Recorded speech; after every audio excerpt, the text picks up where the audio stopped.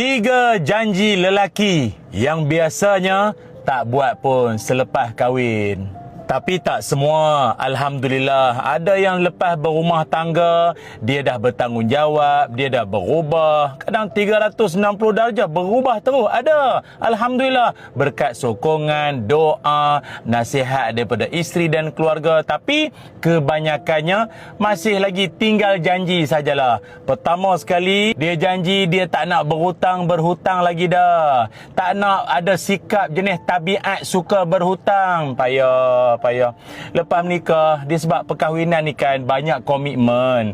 Bila banyak komitmen, banyak tanggungan, kalau tabiat suka berhutang pada perkara-perkara yang tak perlu pun, hanya mungkin benda-benda hobi, benda-benda minat saja, tapi dia nak juga berhutang. Walaupun kadang duit bukan tak ada, tapi tabiat suka nak berhutang. Kalau tak berubah juga, terbawa-bawa lah sampai menikah, dapat anak sekalipun. Kalau tak berubah, dari sekarang, now or never.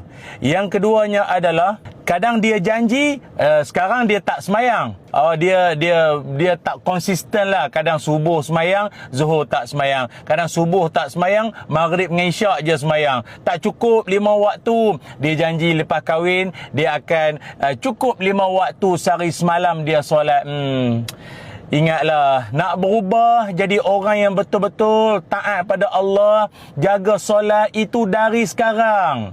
Dari sekarang. Kenapa nak tunggu dah kahwin baru nak jaga semayang? Dan yang ketiganya adalah dia janji untuk tidak malas bangun pagi. Dia tak malas bangun pagi.